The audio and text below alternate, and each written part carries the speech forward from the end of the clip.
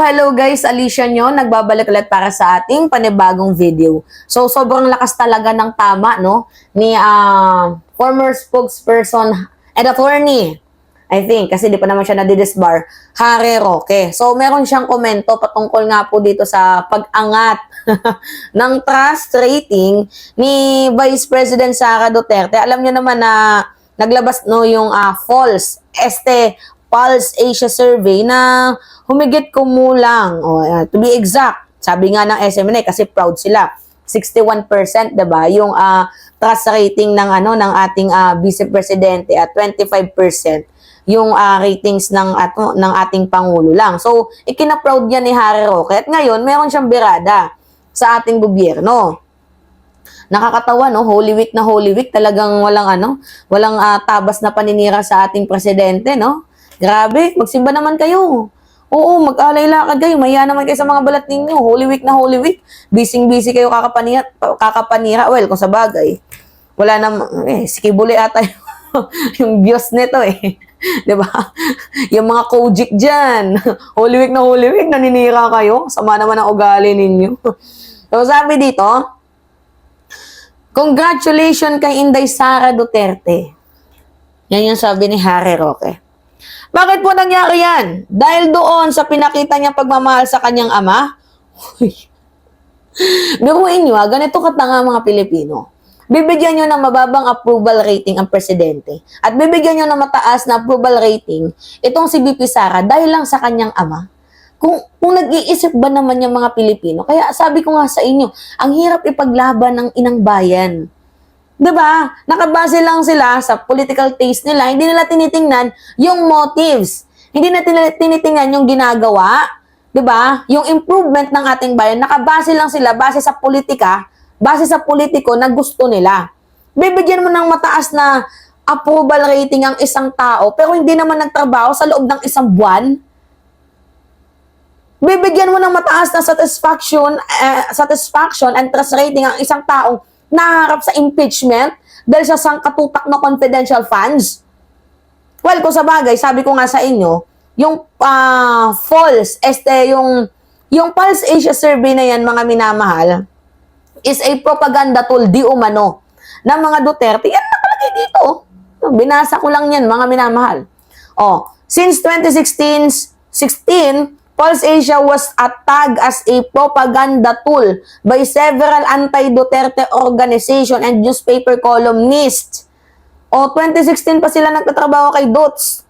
Due to its regular release of survey that seemed to improve the optics of the Duterte's government amid ongoing crisis on the social unrest resulting from corruption and scandals and gross ineptitude. So yung punto kasi dito mga minamahal, I think, money is the powerful, 'di ba? Sa mga survey firm na 'yan. Kasi yung survey mga minamahal, yung mga nagse-survey niyan, hindi yan basta-bastang survey.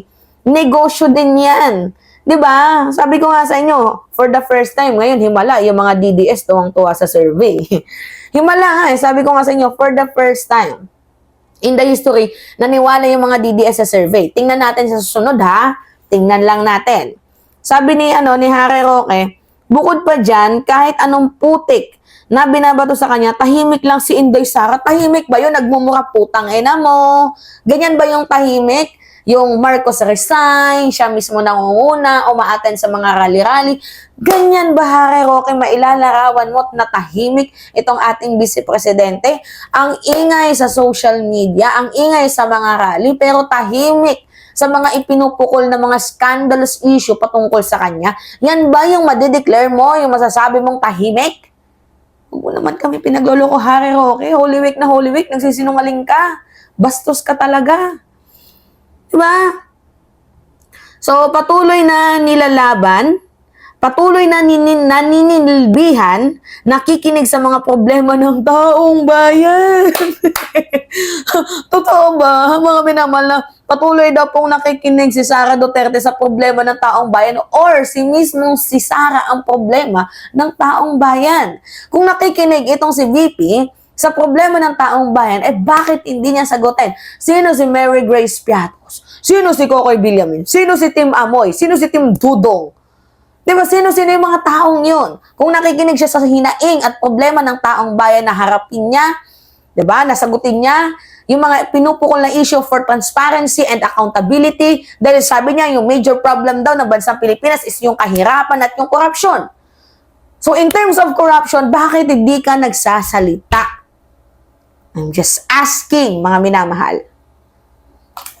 Tangina mo, Roque, papansin ka. Di ba? Kung ano-ano sinasabi mo, punyemas, nakakainis.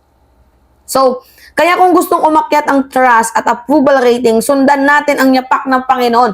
Yapak ba yan ng Panginoon, mga minamahal, or yapak ng survey firm because of the money? Di ba? Yapak yan ng evil. Panginoon? Roque, bago ka magsalita niya, siguraduhin mo muna yung pinapagtanggol mo. Hindi tinitira ang Diyos, si Digong. Tinira at tinawag na stupido ang Diyos. Ito namang si Sarah, presidente daw ng impyerno. Di ba? Kabubuhan. Sundan natin ang yapak ng Panginoon, magsilbi ng tama sa ating mga kababayan. Yan yung dapat. May sinabi ka ding tama. Magsilbi ng tama sa ating mga kababayan. Kaya, VP Sara, ilabas mo na yung mga confidential funds, money na nandyan pa sa'yo. Paglingkuhan mo yung taong bayan, huwag kang lalamyerda. Ayusin mo yung trabaho mo sa bansang Pilipinas. Instead na puro kabatikos, instead na puro kayo pangungupal, instead na ang ginagawa nyo ay pagpapabagsak, demolition job, 'di ba? Sa ating presidente, bakit hindi mo na lang tulungan? Tapos ngayon sasabihin mo, we need to, unity. Oh. Binabalik mo yung salitang unity. Sino ba yung sumira? You're the one who fractured the unity team. Ikaw ikaw yung nagmalabis dahil sa posisyon. Diba nakakaloka, mga minamahal, nakakainis, nakakapunyemas, nakakabwisit. Diba? Kung anong katakantaduan talagang ginagawa nitong mga couples na to. Enamels ka.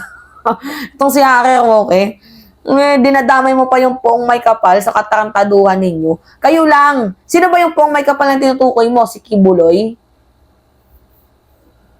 Diba? Holy Week, naninira kayo. Hindi ba kayo nahihiya sa mga balat ninyo? Holy Week, magsimba kayo ha. Holy Week, hindi puro yung kasinungalingan. Saka na kayong manira kapag gising na yung Diyos. Hindi pa nga nagigising yung Holy Week, hindi nadamay niyo pong may kapal sa mga katarantaduhan ninyo. Maya naman kayo sa balat ninyo. Well, hindi ata yung Diyos na tinutukoy nila dyan. Si Kibuloy ata yung tinutukoy nila dyan eh. Papansin talaga tong balyenang to. Kaloka. Ini-stress mo yung kipay ko. Alright. So, yun po mga minamahal. Anyway, it's me again, Alicia nyo. Pahingi lang po ako ng comments, likes, and share. And also, don't forget to click the subscribe and hit the notification bell, mga minamahal, for more update. Yun lamang po. Ingat, mga kababayan.